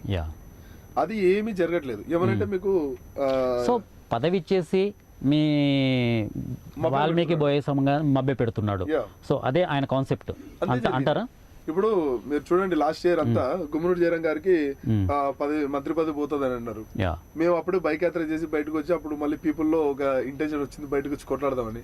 అన్న లోపల ఉన్నటువంటి ఇప్పుడు నేను మన మామంటాం మామని పిలుస్తాం, అందరు రిలేటివ్స్ అన్నట్టు మాట్లాడతాం కాబట్టి ఇప్పుడు గుమ్మనూరు జయరాం గారికి ఉన్నటువంటి మంత్రి పదవి పోతే మళ్ళీ ఇష్యూ రైజ్ అవుతుందని చెప్పేసి ఆయన మంత్రి పదవి కొనసాగించారు. మీకు అందరికి తెలుసు, మీకు మొత్తం జిల్లాలోనే అత్యధికంగా అపోజిషన్ ఉన్న మంత్రి ఎవరైనా ఉంది ఈ స్టేట్ లో అంటే ఆయనదే. కానీ ఆయనకు పదవి పోలేదు. ఎందుకంటే కేవలం ఆయన వాల్మీకి పోయా కాబట్టి నిలిపారు అంటారు. అంత తప్పించి వేరేదేం లేదు. ఎవరైనా అడగండి అది. సో ఒకవేళ మంత్రి పదవి నుంచి తీసేసి మళ్ళీ వేరే అతన్ని అలాట్ చేసింటే సో పరిస్థితి ఏ విధంగా ఉండేది? అప్పుడు పరిస్థితి ఏ విధంగా ఉండేది? ఇప్పుడు మీకు అదే చెప్పా, గ్రౌండ్ లెవెల్ నుంచి ఇప్పుడు సర్పంచ్ లెవెల్ నుంచి మంత్రి పదవి వరకు ఎవరు ఉన్నారు? మా వాళ్ళు కొంతమంది ఇక్కడ పొజిషన్స్ లో ఉన్నారు. ఆయన ప్రెస్ చేస్తూ వచ్చినాడు. ఈవెన్ ఆయన కూడా నా మీద ఒక కేసు పెట్టాడు కాబట్టి ప్రెస్ చేస్తూ వచ్చినావు కాబట్టి ఈ రోజు మూమెంట్ అనేది అనిగిపోయింది. ఇప్పుడు ఆయన ఇప్పుడు ప్రెస్ చేయడు కదా, అప్పుడు ఏమవుతుంది, ఆటోమేటిక్ మూమెంట్ అనేది లేస్తుంది. గ్యారంటీ ఎందుకు ఈ ఇష్యూ నాకు కావాలని చెప్పేసి ఆయన ఇప్పుడు చూడండి. అసలు జగన్మోహన్ రెడ్డి చేసిన ద్రోహం ఏంటంటే ఇప్పుడు మేము అడిగాం టీడీపీ గవర్నమెంట్ లో ఏదో ఒక కాంటాక్ట్ అనేది జరిగింది, మీరు వెంటనే ఇప్పుడు 2 సార్లు డిస్కషన్ జరిగింది. ఆ కామెంట్స్ ఇక్కడికి వచ్చినాయి. ఆ కామెంట్స్ ఒక రిప్లై కూడా మేమే తయారు చేసి స్టేట్ గవర్నమెంట్ కి ఇచ్చాం విత్ ప్రూఫ్స్ తో. అది పంపించండి అంటే పంపినన్నాడు. పంపించకుండా మేము కొత్త స్టడీ చేస్తాము అని అన్నాడు. ఒక 1 man కమిషన్ ఫామ్ చేసినారు శామ్యూల్ ఆనంద్ గారితో. శామ్యూల్ ఆనంద్ గారు వచ్చినప్పుడు కూడా ఆయనకి కంప్లీట్ చదువుకున్నాం సార్, మేము కూడా ఎంప్లాయ్ నేను మొత్తం వీ హ్యావ్ సమ్ నాలెడ్జ్, మళ్ళీ మేము అంత తీసేసే వాళ్ళం కాదు. కాబట్టి మేము ఒక ఇన్పుట్స్ తీసుకున్నాము. ఓకే. మేము నాకు ట్రైబల్ అఫేర్స్ లో నా జూనియర్స్ ఉన్నారు కొంతమంది, వాళ్ళు ఏం చెప్పారంటే ఒక 5 పాయింట్స్ మీద రిజర్వేషన్ అనేది వస్తుంది. ఓకే. ఓకే, అంటే బ్యాక్వర్డ్నెస్ ఉండాలా, తర్వాత ఒక సెపరేట్ డైలెక్ట్ ఉండాలా, ఒక అంటే వీళ్ళు అంటే ఎవరితో కలవకుండా ఉండే ఒక పరిస్థితి ఉండాలా, షైనెస్ అనేది ఉండాలా, బ్యాక్వర్డ్నెస్, ఇట్లాంటి కొన్ని బేసిస్ మీద చేసుకొని. సో ఎంత ఫైట్ చేస్తున్నారు కదా, ఎన్ని రూల్స్ దీని గురించి మాట్లాడుతున్నారు. ఈ వాల్మీకి సంఘానికి సంబంధించి డెవలప్మెంట్స్ ఏమీ లేవు, ఓన్లీ పదవి మాత్రమే లభిస్తుంది వైఎస్ఆర్సీపీ పాలనలో. కానీ ఆ పదవి అనుభవించే వాళ్ళు ఎవరైతే ఉన్నారో, ఏ హోదాలో అయితే ఉన్నారో, మంత్రి హోదాలో ఉన్నారో, వారి దగ్గర నుంచి కూడా ఎటువంటి మాట వచ్చింది బయటికి. సో ఈ వాల్మీకి బోయక సంఘం సంబంధించి సో డెవలప్మెంట్స్ ఇంతవరకు జరగలేదు. మరి ఆయన ఏం చేస్తున్నాడు అంటే ఇప్పుడు ఈ స్టడీ నేను ఒక 2 minutes చెప్పాలి. ఈ స్టడీ అయిపోయిన తర్వాత ఆయన ఒక రిపోర్ట్ సబ్మిట్ చేసినాడు. దాంట్లో ఏముందంటే ఓన్లీ రాయలసీమ జిల్లాల వరకే ఎస్టీని చేస్తూ ఆయన ఒక రెజల్యూషన్ పాస్ చేసింది మొన్న స్టేట్ గవర్నమెంట్. మేమేమడుగుతున్నాం, ఆల్రెడీ ఏజెన్సీ నాది ఏజెన్సీ అనేది ఒక ఇష్యూ ఉంది ఆంధ్రప్రదేశ్ లో. మళ్ళీ మీరు మొత్తం 8 districts మనం ఫైట్ చేస్తామంటే నువ్వు ఓన్లీ 4 జిల్లాలకు ఇస్తే మిగతా 4 జిల్లాల పరిస్థితి ఏంటి? నెల్లూరు కానీ, ప్రకాశం కానీ, లేకపోతే శ్రీ బాలాజీ డిస్ట్రిక్ట్, ఇట్లాంటి కొన్ని ఉన్నాయి. వాళ్ళు ఇంకా మాకన్నా, నేను బైక్ యాత్ర చేసినప్పుడు వెళ్ళినప్పుడు వాళ్ళు ఇంకా బ్యాక్వర్డ్ చూసినా అక్కడ. మరి వాళ్ళ పరిస్థితి ఏందని నువ్వు మాట్లాడేది? ఇప్పుడు నువ్వు ఒక మినిస్టర్ గారు అయ్యుండి ఇప్పుడు నీకు క్యాబినెట్ లో నువ్వు మాట్లాడినప్పుడు నువ్వు అడగలేని పరిస్థితి అనేది. ఇప్పుడు మాకు ఎంపీ ఉన్నారు అనంతపూర్, ఆయన దగ్గరుండి నేనే చేపిస్తున్నా అని చెప్పేసి ఆయన కూడా మాట్లాడలేని పరిస్థితి. ఇప్పుడు మరి నువ్వు పార్లమెంట్ లో వాయిస్ రైజ్ చేసినావా? ఈ 4 ఏళ్ళు చేయకోకుండా లాస్ట్ ఇయర్ చేసి ఏదో నేను చేసినానంటే అయ్యేది కాదు కదా. ఇది ఇప్పుడు పీపుల్ అంతా ఎంతో ముందు అయితే అసలు పార్లమెంట్ డిస్కషన్ జరుగుతుందా అంటే తెలియదు వాళ్ళకి. Now we are seeing live. So దీని గురించి కూడా మన ఎంపీ సంజీవ్ కుమార్ కూడా మాట్లాడిన పరిస్థితులు రాలేదు, మాట్లాడిన పరిస్థితి తల్లా రంగయ్య సార్ మాట్లాడినారు. తర్వాత కొంతమంది ఇప్పుడు గోరంట్ల మాధవ్ గారు మాట్లాడినారు. ఇట్లా కొంతమంది మాట్లాడుతున్నారు. ఈవెన్ టీడీపీ వాళ్ళు కూడా మాట్లాడుతున్నారు. మాట్లాడేది కాదు సార్. ఇప్పుడు ఆయన ఏమన్నాడు ఆ రోజు, ఒక ఎంపీని గెలిపించుకోండి నేను చేస్తా అన్నాడు. మేము ఎంపీని గెలిపించుకున్నాం. ఆ ఎంపీ ఏం చేయాలా? మిగతా ఎంపీలతో ఒక కొడు కట్టుకొని ఇప్పుడు ఈవెన్ ఇదే కర్నూలు వేదికగా ప్రధానమంత్రి గారు కూడా మాట ఇచ్చారు మాకు, నరేంద్ర మోడీ గారు 2019లో. మీ సమస్య నాకు అర్థమైంది, మీరు కంప్లీట్ గా ఈసారి గవర్నమెంట్ ఫామ్ అయిన తర్వాత ఇక్కడ ఎంపీని గెలిపించుకోండి, నేను కంపల్సరీ ఇది కూడా చేపిస్తానని ఆయన అయితే మాట ఇచ్చారు. మేము ఎంపీని గెలిపించుకుని సెకండరీ మాట ఇచ్చిన తర్వాత ప్రతి ఒక్కటి నెరవేరుస్తున్నారని చెప్పేసి చెప్తున్నటువంటి మోడీ గారు కూడా ఈ రోజు చేతులు ఎత్తేస్తారు. మేమేమనుకుంటామంటే మరి మోడీ గారికి తెలుసా లేదా ఈ విషయం అనేది అదొక క్వశ్చన్ మార్క్. ఇదే విషయం పైన మీరు మన రాహుల్ గాంధీ, సోనియా గాంధీ బహిరంగ సభకు వచ్చారు, బహిరంగ సభలో మాట్లాడారు. సో ఈ విషయం పైనే మీరు ఫైట్ చేసి ఈ వాల్మీకి బోయ సంఘానికి సంబంధించి ఎస్టీ జాబితాలో చేర్చాలని చెప్పేసి కూడా ఒక వినతి పత్రాన్ని సమర్పించారు మీరు అక్కడికి వెళ్ళి. సో దాని డీటెయిల్స్ ఏంటి? మీరు ఇప్పుడు రాహుల్ గాంధీ గారు మొన్న ఇది వచ్చినప్పుడు కూడా పాదయాత్రగా భారత్ జోడో యాత్ర వచ్చినప్పుడు కూడా ఆయనకు కూడా మేము ఇవ్వడం జరిగింది. ఆయన కంప్లీట్ మేనిఫెస్టోలో ఈసారి పెట్టాము. నేను అది చెప్పాను కదా, రీచింగ్ ఆఫ్ లీడర్ హైకమాండ్ అనేది టఫ్ అయిపోయింది ఇంతకుముందు. ఇప్పుడైతే ఆ ప్రాబ్లం లేదు. ఈసారి గవర్నమెంట్ ఫామ్ అయిన తర్వాత తప్పకుండా మేనిఫెస్టోలో పెట్టిన విధంగా ఫైట్ చేయొచ్చనే ఇదైతే ఉంది మాకు. ఇక్కడ ఇదేం జరుగుతుందంటే ఇప్పుడు మోడీ గారి వరకు పోతలేదని అనుకుంటాను నేనైతే. ఇష్యూ పోతే మరి వాళ్ళు చేయొచ్చేమో. ఈవెన్ మేమైతే we try to reach Amit Shah. Amit Shah గారిని కలిసి ఎన్నో సార్లు ప్రయత్నం చేసినా కూడా సార్ గారు అయితే ఇప్పుడు మనకి అది చేయడం వల్ల కూడా అక్కడ ఏమంత యూజ్ లేదు అన్నట్టు మాట్లాడినారు మాతో. డైరెక్ట్ గా మేము అంటే ఆయన is not ready to meet also, మాతో డైరెక్ట్ గా చెప్పి పంపిస్తున్నాడు ఆయనతో అంతే. సో ఇది అవుతుందా కాదా అనేది మాత్రం డైల్మాలో పెట్టి పంపించేశారు మిమ్మల్ని. సో మరి ఈ పరిస్థితిని ఏ విధంగా తీసుకుంటారు మరి మీరు? ఇంకా తీసుకుంటామంటే మేము ఈవెన్ ప్రెసిడెంట్ గారిని కలిసాం లాస్ట్ ఇయర్. ఇవన్నీ తీసుకొని వెళ్ళి ఒక అంత డేటా సమర్పించాం మేడం గారికి. తప్పకుండా మోడీ గారితో, అమిత్ షా గారితో మాట్లాడి మీకు న్యాయం చేస్తా అన్నారు. ఇంతవరకు జరగలేదు. విశ్వసిస్తున్నారు ఇంకా మీకు న్యాయం జరుగుతుందని విశ్వసిస్తున్నారు? ఇంకా మేము మనిషి ఆశాజీవి, మేము వస్తుందని అనుకుంటాం. తర్వాత 2024 ఎలక్షన్స్కు సంబంధించి కాంగ్రెస్ పార్టీ పరిస్థితి ఏంటి? తర్వాత మీ ఎజెండా ఏ విధంగా ఉండబోతుంది? సో వాట్ స్టెప్స్ తీసుకునే విధానం అంటే ఏ విధంగా, ఎటువంటి ధీమాతో మీరు ముందుకెళ్తున్నారు? ఇప్పుడున్న పరిస్థితిలో కంప్లీట్ వేవ్ అయితే ఇప్పుడు అంటే ఇప్పుడు ఈ కర్ణాటక ఎలక్షన్ విన్న తర్వాత ఇప్పుడు తెలంగాణలో కూడా మంచి ఊపు వచ్చింది. ఇప్పుడు తెలంగాణ గిన రేపు గిన మేము గెలిస్తే తప్పకుండా ఆ ఇన్ఫ్లుయెన్స్ ఆంధ్రలో ఉంటుంది. మేము గవర్నమెంట్ ఫామ్ చేస్తామనేది మేము అనుకోవాలి. ఎప్పుడు అనుకుంటేనే కదా మాకు ఆ స్పిరిట్ ఉంటుంది. ఆ స్పిరిట్ ఉంటేనే మీరు ముందుకెళ్ళగలుగుతారు, లేకపోతే లీడర్షిప్ అప్పుడు ఆ టైం. ఇప్పుడు ఇక్కడ చూడండి, వైసీపీ ఓటర్స్ అంతా మా వాళ్ళే. న్యూ ఓటర్స్ ఇప్పుడు మేము క్యాచ్ చేయలేకపోవచ్చు, కానీ వైసీపీలో ఉన్న most of all mega voters అంతా మా వాళ్ళే, కాంగ్రెస్ వాళ్ళే. న్యూగా కొత్తగా అయిన ఓట్లని మేము ఈ రోజు గ్రాస్ప్ చేయలేకపోవచ్చు. కానీ రాహుల్ గాంధీ గారు మొన్న పాదయాత్ర ఎఫెక్ట్ కావచ్చు, భారత్ జోడో యాత్ర కావచ్చు, ఈ రోజు ఈ దేశంలో జరుగుతున్న కొన్ని పరిణామాలు కావచ్చు, అసలు ఇప్పుడు అండర్స్ట్ ఉన్న సిచ్యుయేషన్స్ ఇవన్నీ చూసి youth most of attracting towards Congress party. Definite గా. కాబట్టి ఇవన్నీ కూడా మిక్స్ అయ్యి మేము ఒక బూమ్ అవ్వచ్చు అని మేము అనుకుంటున్నాం. సో ఇంకొకటి కాంట్రవర్సీ మీ మీద. సో ఈ కాంట్రవర్సీ చాలా చాలా ఇదిగా ఉంది.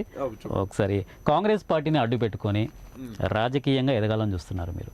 ఓకే, ఎదగాలని చూస్తున్నారు. కానీ వేరే పార్టీ వాళ్ళు అంటే మీ ఫేమ్ని వాడుకోవడానికి వేరే పార్టీ వాళ్ళు ప్యాకేజ్ ఇస్తే మీరు జంపు జిలానియా?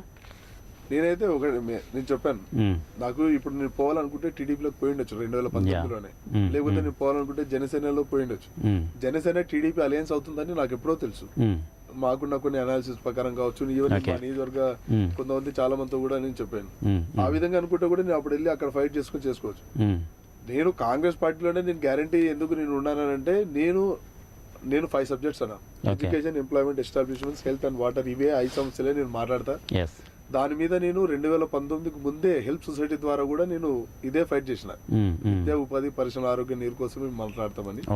మన రాయలసీమ ప్రాంతం కావచ్చు, లేకపోతే మా ఎస్టీ రిజర్వేషన్ ఇచ్చేది ఒక నేషనల్ పార్టీ తరఫు, అది బీజేపీ ఇవ్వదు అని మేము ఇప్పుడు అర్థమవుతుంది మనకి.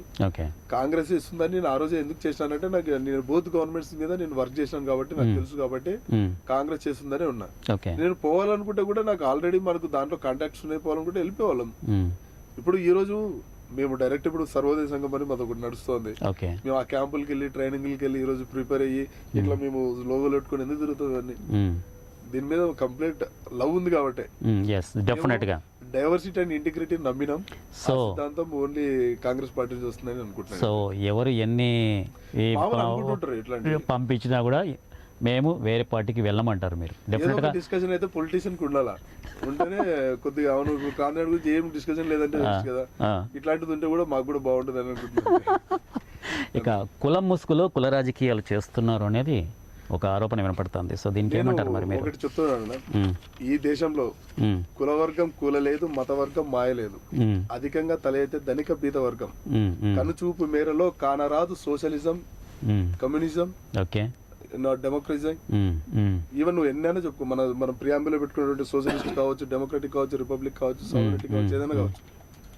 మీ పాయింట్ ఆఫ్ వ్యూలో ఆలోచిస్తే కులమతాలకు అతీతంగా, పార్టీలకు అతీతంగా మీరు ప్రజాసేవ చేస్తారని మీరు డెఫినెట్ గా మీరు అనుకుంటున్నారు? చేస్తున్నాం. ఇప్పుడు మరి ఇన్ని ఆరోపణలు ఇప్పుడు ఒకటేనా, ఇప్పుడు పొలిటీషియన్ అయిన తర్వాత నేను ఒక సక్సెస్ చూపించుకోవాలి, నేను ప్రజల కోసం ఎలా ఫైట్ చేస్తానని చూపించుకోవాలి. మేము అసలు ఏం రాకోకుండా ఒక ఆర్గనైజేషన్ పెట్టి పీపుల్ కోసం ఫైట్ చేసి చూపించాం. తర్వాత అట్ ద సేమ్ టైం ఇప్పుడు నేను హెడ్ మెంటాలిటీ అనేది మన జీన్స్ లో ఉంటున్నది. ఇప్పుడు నువ్వు ఉన్నావు, ఇక్కడ ఉన్నావునా, ఈ ప్రాంతంలో ఉన్న తర్వాత ఇప్పుడు మనం విజయవాడకు పోయినావు అనుకోండి, నీది కర్నూలు అని మనం మాట్లాడతాం. నువ్వు వేరే స్టేట్ కి పో, ఆంధ్రానా, ఏపీ అని కలుస్తాం. తినేటప్పుడు మళ్ళీ ఏపీ వాళ్ళందరూ కలిసిపోతాం. నువ్వు ఫారెన్ పో, ఇండియా నుంచి వచ్చిన తర్వాత దోస్తులు. సో ఇది హెడ్ మెంటాలిటీ అనేది మన బ్లడ్ లో ఉంటుంది. మీ మీద ఎందుకు వచ్చింది ఈ ఆరోపణ మరి? అంటే మామూలు ఇప్పుడు నాకు ఇక్కడ అంటే ఎక్కువగా మీరు దానికి అడిక్ట్ అవుతారా? కుల రాజకీయాల కంటే మీరు అడిక్ట్ అవుతారా? సో మా వాళ్ళు అంటే వీళ్ళకు ఖచ్చితంగా మేము డెవలప్మెంట్ చేపియాలా, లేదంటే మా వాళ్ళకు ఖచ్చితంగా నేను ఈ పని చేసి పెట్టాలా, మిగతా వాళ్ళు వస్తే చేయకూడదు రూల్ అనేది మనం పెట్టుకున్నారా? ఇక్కడ మోస్ట్ ఆఫ్ ఆల్ ఇక్కడ అవుట్ ఆఫ్ 17 lakhs పాపులేషన్ లో మన జిల్లాలో ఇప్పుడు 22 లక్షలు అంటే దాంట్లో 17 lakhs ఓటర్స్ ఉంటే 17 lakh ఓటర్స్ లో మోర్ దాన్ 10 lakhs పాపులేషన్ ఉండేది వాల్మీకి బోయలు. ఎక్కువ మాట్లాడుతూ ఉండేది ఇక్కడ ఉండేది ఎవరు, ఇప్పుడు ఎవరి దగ్గరైనా కానీ ఇప్పుడు నా గురించి డిస్కషన్ జరిగినప్పుడు అక్కడ ఒక మాట వస్తుంది కాబట్టి, అంటే వీడికి రేపొద్దున వీళ్ళందరూ వీడికి అఫెక్షనేట్ ఇట్లా తిరిగితే వీడు వెళ్ళిపోతాడు కదా పైకి అదొక దాని మీద ఈ రోజు నా మీద అంటగట్టాను. సో మిగతా పార్టీ వాళ్ళు చల్లే బురద కార్యక్రమాలు అంతే, ఇది కామన్ ఉంటుంది అది. ఎందుకంటే ఇప్పుడు కంపల్సరీ ఇప్పుడు నువ్వు ఉన్నావు, నీ ఐడెంటిటీ ఏంది? ఇప్పుడు నా పేరు ఏం పేరు, బోయ క్రాంతిరాడు అంటే నేను క్యాస్ట్ నేమ్ పెట్టుకోలేదు, నా పేరు అదిరాబాయ్ అంటే నువ్వు నమ్మకపోతే నేనేం చేయాలి ఇప్పుడు దాన్ని? అంటే నువ్వు క్యాస్ట్ పాలిటిక్స్ చేస్తున్నావు అంటే ఆటోమేటిక్ జరుగుతుంది అది డిస్కషన్. అది నేను అది ఇందాక చెప్పా, ఈ దేశంలో నువ్వు కులవర్గం కూలలేదు, మతవర్గం మాయలేదు, నువ్వు ఏం చేసినా కానీ జరగదు ఇది. నువ్వు సెక్యులరిస్ట్ గా, నువ్వు రిపబ్లిక్ గా, నువ్వు డెమోక్రసీ నువ్వు నమ్ము, నువ్వు తర్వాత ఏదైనా చెయ్యి. ఇప్పుడు ఇదే కమ్యూనిస్టులు మరి ఎందుకు మీరు కమ్యూనిజం అని పెట్టుకున్న వాళ్ళు ఎందుకు మళ్ళీ మీరు వాళ్ళు కొన్ని సంఘాలు పెట్టుకొని మేము బీసీల కోసం కొట్లాడతాను ఎందుకు చెప్తున్నారు, లేకపోతే అసలు ఎందుకు వచ్చింది ఈ టాపిక్ అంతా? కాబట్టి ఇక్కడ ఎవరు ప్రతి ఒక్కరు మాట్లాడుతున్నారు. నేను ఒక హ్యూమన్ గా నేను పనిచేస్తున్నానా లేదా, ఇక్కడ మోస్ట్ బ్యాక్వర్డ్ ఎవరు, వాళ్ళ సమస్య ఏంటి, ఈ రోజు ఇప్పటికి కూడా ప్రతి జైల్లో గానీ ప్రతి ఒక్క పోలీస్ స్టేషన్ లో గానీ ఎవరు ఉన్నారంటే వాళ్ళు ఉన్నారు. సో ఇప్పుడున్న పరిస్థితుల్లో అగ్రగాములు ఉన్నారు, అగ్రనాయకులు ఉన్నారు. సో మిమ్మల్ని అణగదొక్కాలనే ప్రయత్నమే చేస్తున్నారు. సో దానికి తగ్గట్టుగా మీరు మీ మీరు ఏ విధంగా స్టెప్ తీసుకోబోతారు ఈ 24 ఎలక్షన్స్కి? ఇప్పుడు మనల్ని అణగదొక్కడం అనేది ఉంటుంది కామన్. మేమైతే ఇప్పుడు ప్రస్తుతానికి అయితే బ్యాక్ స్టెప్ కావాలని అనుకోలేదు. అవి మేము దాన్ని నేను చెప్పినా కదా, నేను ఫస్ట్ టైం జైలుకి వెళ్ళినప్పుడే ఇంకా నేను డిసైడ్ చేసుకున్నాను. సో ఇలాంటిది నేను చూడాల్సి వస్తుంది, కానీ ఫిక్స్ అయిన తర్వాతనే మేము కంప్లీట్ అడాప్ట్ అయ్యి ఇప్పుడు ఉన్న సిచ్యుయేషన్స్. సో మనం తగ్గే పరిస్థితి అయితే లేదు. ఇలాగే మా ఒక ఫైట్ అయితే ముందు తీసుకొని వెళ్తాం. సో ఇంకా వన్ మోర్ క్వశ్చన్, సోషల్ మీడియాలో పోస్టులు పెట్టి మీరు రాజకీయ నాయకులు అయ్యారనేది, అంటే ఈ కాంగ్రెస్ పార్టీలో రాజకీయంగా మీరు బాగా ఫేమ్ సంపాదించారు, పోస్టులు పెట్టే మీరు రాజకీయ రంగ ప్రవేశం చేశారు, రాజకీయ నాయకులుగా పేరు సంపాదించి పెట్టుకుంటున్నారు అనేది ఒక బయట మాట వినపడుతుంది. ఇప్పుడు అంటే మీరు ప్రతి ఒక్కరి మీద పోస్టులు పెట్టే అవకాశం ఎక్కువగా కనపడుతుంది అంటారు. ఇప్పుడు ఒకటేనా, మనం ఇప్పుడు ప్రజల్లోకి మన ఒక సిద్ధాంతం వెళ్ళాలి, మన ఫైట్ వెళ్ళాలి. అని అది సోషల్ మీడియా ద్వారా తీసుకుపోతానా, డైరెక్ట్ పర్సన్ ఇంటరాక్ట్ అయితే తీసుకుపోతానా, ఫోన్ చేసి తీసుకుపోతానా, లేకపోతే పేపర్ ద్వారా తీసుకుపోతానా? ఇప్పుడు మీరు అన్న విధంగా అయితే మరి ఎందుకు జగన్మోహన్ రెడ్డి గారు పేపర్ నడుపుతున్నాడు, ఛానల్ నడుపుతున్నాడు, ఆయన పేపర్ ఛానల్ ద్వారా ఆయన నడుపుతున్నాడు, నేను నా సోషల్ మీడియా ద్వారా నాది నడుపుతున్నా. నా సబ్జెక్ట్ వెళ్ళాలి. ఈ రోజు పత్తికొండ నియోజకవర్గంలో అభివృద్ధి శూన్యం, డెవలప్మెంట్ జరగలేదు, జరుగుతున్న అన్యాయాలు ఇప్పుడు నేను ఎలా చెప్పాలి మరి ప్రజలు? ఇప్పుడు మా పార్టీ ప్రకారంగా నువ్వు చెప్పొచ్చు కదా అంటే, ఇప్పుడు మా క్యాడర్ అంత స్ట్రాంగ్ లేదు, ఇన్ డెప్త్ లో మేము ఫెయిల్ అవుతున్నాం, బట్ స్టిల్ నా వాయిస్ అనేది వినిపించాలి. ఎలా I have a medium, social మీడియాని యూజ్ చేసుకుంటున్నా. ఈ రోజు నేను రైజ్ చేస్తున్న క్వశ్చన్స్ ఆన్సర్ దొరుకుతూనే లేదా? జగన్మోహన్ రెడ్డి వచ్చి ఈ రోజు ఆయన ప్రామిస్ ఫుల్ఫిల్ చేయలేని తెలిసి కూడా మళ్ళీ ఎందుకు ఈ రోజు మళ్ళీ వాగ్దానం ఇచ్చిపోయినాడు, టమాటో జ్యూస్ ఫ్యాక్టరీ గ్యారంటీ ఇక్కడ పెట్టారు. మేము రైజ్ వల్లనే. సో అంటే మీరు ఇంత పొలిటీషియన్ అనేవాడు ఏదో ఒక విధంగా ఉండాలి లైవ్. అది నేను సోషల్ మీడియా చేసుకుంటామా, ఛానల్ చేసుకుంటాం, ఏదో ఒక విధంగా మేము ఉంటాం. సో ఇంత ఫైట్ చేస్తున్నారు కదా, ఇంత ఫైట్ చేస్తున్నారు, ఇవి కావాలి అది రావాలి, సో మాకు బ్యాక్వర్డ్ సంబంధించిన ఏరియా ఇది, దీనికి సంబంధించి డెవలప్మెంట్ జరగాలని ఇంత ఫైట్ చేస్తున్నారు కదా, మరి ఎందుకు పెడచెవున పెడుతున్నారు వాళ్ళు? సో అంటే మీ దగ్గర శక్తి లేకనా, రాజకీయ బలం లేకనా, దేని గురించి వాళ్ళు అంటే మిమ్మల్ని ఎన్నికేస్తూ అంటే మీ మాటలు పట్టించుకోకుండా పెడచెవున పెడుతున్నారు అధికార పాలన వాళ్ళు అంటే? సో ఏ విధంగా మనం అర్థం చేసుకోవచ్చు? వాళ్ళు పెడచెవున పెట్టట్లేదు, పెడచెవున పెట్టేవాడు రాజకీయ నాయకుడే కాదు. సో ఇంతవరకు జరిగిందా మరి? జరుగుతుంది అంటే ఇప్పుడు వాళ్ళకి భయం ఉంది అక్కడ. ఇప్పుడు టచ్ చేసిన ఇప్పుడు ఇంతకుముందు నన్ను ఫ్లూయెంట్ గా ఆ రోజు నన్ను అడ్డుకున్న వాళ్ళు ఈ రోజు నన్ను ఎందుకు అడ్డుకోలేకపోతున్నారు? నేను రాయలసీమ ద్రోహి జగన్మోహన్ రెడ్డి అని ఇంకోటి అంటే ఎందుకు ఏం చేయలేకపోతున్నారు అని?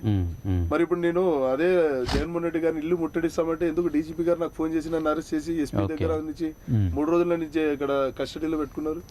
చేయగలుగుతాం అనేది వాళ్ళకి తెలుసు కదా. సరే నేనేం చేయలేను అనుకున్నప్పుడు నన్ను ఎందుకు అరెస్ట్ చేస్తాడు? పీపుల్ ఆర్ సైలెంట్ స్పెక్టేటర్స్, చూస్తుంటారు. అవసరం వచ్చినప్పుడు వాడు చూపిస్తాడు కంపల్సరీ ఎలా తిరగాల, ఏం తిరగాల అనేది చేస్తారు. సో ఈ రోజు నా సైడ్ లేకపోవడానికి కారణం చెప్తున్నాను కదా, ఎన్నో రీజన్స్ ఉంటాయి. ఇప్పుడు నా మీద ఉన్న లవ్ ని ఓటుగా రావాలంటే ఇంకా పిల్లోడు ఇంకా ఎన్ని రోజులు ఇలా ఫైట్ చేస్తాడు చూద్దాం అనుకున్న వాళ్ళు ఉంటారు. లేకపోతే ఇంకా ఇప్పుడు వైసీపీ వాడు కూడా నా మీద ఓటు వేయాలంటే చూద్దాం ఇంకా ఇప్పుడు చేస్తాడా, లేకపోతే పిల్లోడు ఇప్పుడు కేవీ వాళ్ళని ఎదుర్కొని, లేకపోతే ఇప్పుడు కోట్ల వాళ్ళని ఎదుర్కొని అదే వస్తుంది. నెక్స్ట్ క్వశ్చన్ అదే ఉంది. అధికారులను బెదిరించడము, తర్వాత బ్లాక్మెయిల్ అంటే బ్లాక్మెయిల్ రాజకీయాలు చేయడం, రాజకీయాలు మీరు చేస్తున్నారు, బ్లాక్మెయిల్ రాజకీయాలు చేస్తున్నారు అనేది కూడా బయట ఒక టాక్ వినపడుతుంది. అంటే అధికారులను బెదిరించడం అంటే ఏ విధంగా మీరు బెదిరిస్తారు, ఎందుకు బెదిరిస్తారు? అదే ఎందుకు బెదిరిస్తున్నారు? అధికారి పని చేయకపోతే బెదిరిస్తాను నేను. అది అసలు ఇప్పుడు నేను ఒక జాబ్ చేసి వచ్చినా నాకు తెలుసు ఆయన పని ఏంటి అనేది. అధికారి నీ పని నువ్వు చేయంటున్నాం. ఇప్పుడు ఆర్టీఓ కావచ్చు, డిఎస్పీ కావచ్చు, లేకపోతే ఎంఆర్ఓ కావచ్చు, నీ పని ఏంటి? ఇప్పుడు కొంతమంది ఇప్పుడు పోలీసులు అనుకుంటుంటారు మేము ఓన్లీ లా అండ్ ఆర్డర్, మేము ఓన్లీ మా దృష్టికి వచ్చేది చేసేది కాదు కదా. ఇప్పుడు మా గురించి ఇప్పుడు ఈ నియోజకవర్గంలో ఇప్పటికి వాల్మీకి బయలు 1000 మంది రౌడీ షీటర్లు ఉన్నారు. మరి వాళ్ళ మీద మీరు ఏమన్నా చర్యలు చేపట్టినారా? నువ్వు ఎంత చెప్పిన వాడు పిలిచి తన్ని పంపించేది కాదు. అవును. వాడి మార్పు కోసం ఏ పోలీస్ ప్రయత్నం చేశాడు అంటున్నాను. ఆర్డీఓ ఉన్నాడు, మరి ఇదే ఆర్డీఓ డిఎస్పీతో కోఆర్డినేట్ అయ్యి మా పరిస్థితి గురించి నువ్వు ఆలోచన చేయొచ్చు కదా. రోడ్డు బాగాలేదని ఒక టీచర్ రోడ్డు బాగాలేక కింద పడి ఇది వెళ్ళిపోయింది లేడీ అని నేను ఆర్డీఓ గారికి అక్కడ గుంత పూడ్చండి అంటే ఆర్డీఓ పూడ్చుకోకూడదు, నువ్వు రోజు అదే దాని మీద వెళ్తా ఉన్నావు కదా. మరి నువ్వు పని చేయకపోతే నేను నీకు 2 సార్లు నా స్పందనలో నీకు కంప్లైంట్ చేయమని చేసిన, నువ్వు ఇంకా చేయకపోతే నాకు కోపం రాకోకుంటే నేను ఇంకేం చేయాలి. నేను గట్టిగా మాట్లాడుతున్నప్పుడు నేను గట్టిగా మాట్లాడేది నేను బ్లాక్ మెయిల్ అనుకుంటే నేను చేయను. నేను బ్లాక్ మెయిల్ చేయాలనుకుంటే డబ్బులు అడిగినాను. రాజకీయం నేను ₹1 కలెక్ట్ చేసిన చెప్పమని, అదే ఇప్పుడు వైసీపీ కలెక్ట్ చేయట్లేదా లేకపోతే ఇప్పుడు వీళ్ళు చేయట్లేదా చెప్పు. వైసీపీ కలెక్ట్ చేస్తుందని మీరు అనుకుంటున్నారా? ఎక్కడ ఏ విధంగా ఏ రూట్లో కలెక్ట్ చేశారు ఒక విషయం చెప్పండి. ఫర్ ఎగ్జాంపుల్ చెప్పండి. ఫర్ ఎగ్జాంపుల్ చెప్తాను చూడండి. ఇప్పుడు ఇది లోన్స్ ఉంటాయి, అఫిషియల్ గా వాళ్ళు పర్సెంటేజ్ తీసుకుంటున్నారా చెప్పండి. లోన్ శాంక్షన్ కావాలంటే ఇంత ఇవ్వాలని అంటున్నారు. తర్వాత నీకు ఈ పట్టా కావాలంటే ఇంత ఇవ్వాలని అంటున్నారు. ఇప్పుడు ఇదే మొన్న ఇసుకది మనకి ఎన్ని న్యూస్లు ఉంటాయి, మీరు కావాల్సింటే చూపిస్తారు. మన పేపర్లో కూడా వస్తుంటది, మన తెలుగు దాంట్లో పేపర్స్ లో ఆంధ్రక్ష దాంట్లో. ఇప్పుడు అది వెంటనే కొండ కరిగిపోతుంది, మరి ఏం చేస్తున్నారు పోలీసులు అండి. అందరూ కలిసి దే ఆర్ షేరింగ్ కదా, అంత చూస్తూ ఉంటారు, అంతే చూస్తుంటారు. ఎకానమీ వచ్చేటప్పుడు ఎవడు నాకేం అవసరం. ఇప్పుడు ఏమనంటే ఒక మాట మాట్లాడతారు, ప్రతి రాజకీయ నాయకుడు అవినీతి పరుడే కదా, మీరు మాకు డబ్బులు ఇస్తున్నారు మీరు తీసుకుంటున్నారు, నేనేం అడిగినామా అంటారు. తర్వాత ఇప్పుడు మీరు రేపు సంపాదించుకుంటారు కదా అంటారు. ఒక విషయం సార్, టు బి ఫ్రాంక్ అడుగుతున్నా, రాజకీయాలలో నీతి నియమాలు నిజాయితీ అనేటివి మచ్చుక భూతద్దం పెట్టి వెతికినా దొరుకుతుందా సార్? ఇప్పుడు నేనైతే నేను వేరే వాళ్ళ గురించి ఎక్కువ మాట్లాడకంటే, నేనైతే నీకు నీ ముందు కూర్చున్నావు, నేను నిజాయితీగానే ఉన్నా ఉంది కదా, నేనున్నా కదా. మేము ఇప్పుడు చేస్తున్నాం, నిజాయితీ చేస్తున్నాం. ఇప్పుడు ఎంతో మంది నువ్వు అడుగు, ఇప్పుడు సంపాదించుకుంటే కూడా కొంతమంది నాకు ఫోన్ చేసి ఇప్పుడు వైసీపీ వాళ్ళు నువ్వు ఎందుకు వాళ్ళని అడుగుతావు, ఒక 20,000 అంటే తీసుకోవాలని అడుగుతారు నన్ను. రేపు పొద్దున్న నీకు మీటింగ్ కే పనికొస్తుంది కదా అని అంటారు. మాకు అవసరం లేదని అడుగుతాను. నాకు ప్రొఫెషన్ ఉందనా, నేను ఒక అడ్వకేట్ ని, లేకపోతే నాకు కొన్ని బిజినెస్ నాకు నేను చూసుకుంటా. నేను ఏమంటున్నా, politics is not a profession, it's a passion. ఉంటే ఇట్లా భయపడాల్సిన అవసరం లేదని నేను అంటున్నాను. సో 11 నియోజకవర్గానికి సంబంధించి అంటే టీడీపీ అధ్యక్షుడు మన కేఈ శ్యాంబాబు పరిస్థితి ఏ విధంగా ఉంది ఇప్పుడు? అంటే ఇప్పుడున్న పరిస్థితుల్లో అయితే ఇప్పుడు వాళ్ళు ఫ్రీ ఫ్లోగా గెలుస్తామని అనుకుంటున్నారు. డెఫినెట్ గానా? ష్యూర్, డ్యామ్ ష్యూర్ గా అనుకుంటున్నారా? నేను ఏమన్నా అన్నకు కూడా చెప్పాను, నేను 2-3 సార్లు మాట్లాడుతుంటాం. ఏదో ఉంది, ఏమో పని ఏదో ఫైట్ చేస్తున్నావు ఏంటి అని అడుగుతున్నాం చెప్పాను. అంటే పీపుల్ మన సైడ్ చూడాలంటే మనం వర్క్ చేస్తున్నా చూస్తారు కదా. పరిస్థితి ఎలా ఉందంటారు ఇప్పుడు?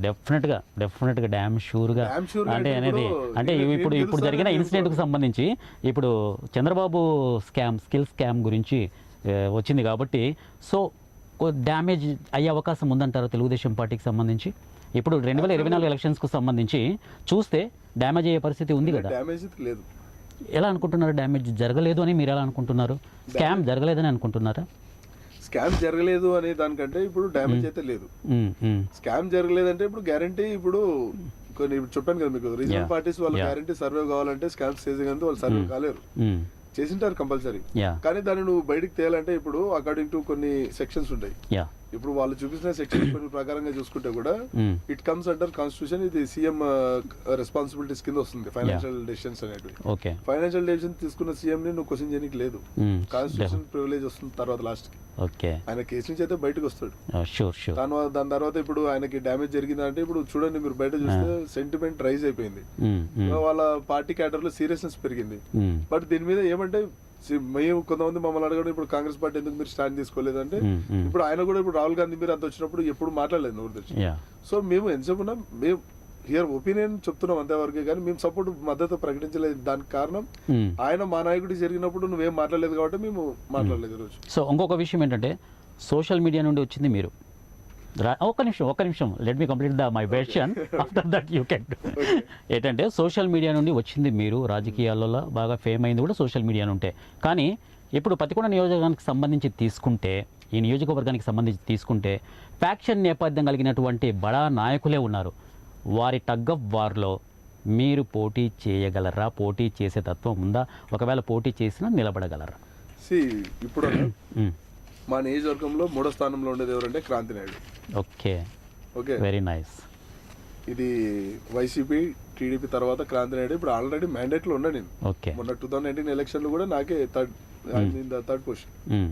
ఇప్పుడున్న పరిస్థితిలో కూడా వైసీపీ ఏమన్నా ఇది చేస్తే ఎంతో మంది నాకే ఫోన్ చేస్తున్నారు, దీని మీద ఒక క్వశ్చన్ చేయి, దీని మీద ఒక మాట్లాడు అని. ఓకే చేస్తున్నారు కాబట్టి నేను ప్రెస్ కూడా చెప్తున్నాను. కొంతమంది పేపర్లు కావచ్చు, లేకపోతే కొంతమంది ఈ ఛానల్స్ కావచ్చు కవర్ చేయలేకపోతున్నాయి.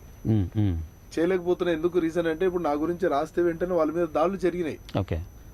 వార్త మీద జరిగింది, ఏబిఎన్ మీద జరిగింది, తర్వాత ఇప్పుడు ఇంకా లోకల్ ఛానల్స్ మీద అయితే కొన్ని చెప్పలేము, ఇంకా జరుగుతున్నాయి కాబట్టి వాళ్ళు రాయలేని పరిస్థితి. అట్లనే మాది కవర్ చేయలేదు. ఆల్రెడీ మీకు సోషల్ మీడియా ఉంది, సో మీరు డెవలప్ చేసుకుంటున్నారు, సో మీరు చేయొచ్చు.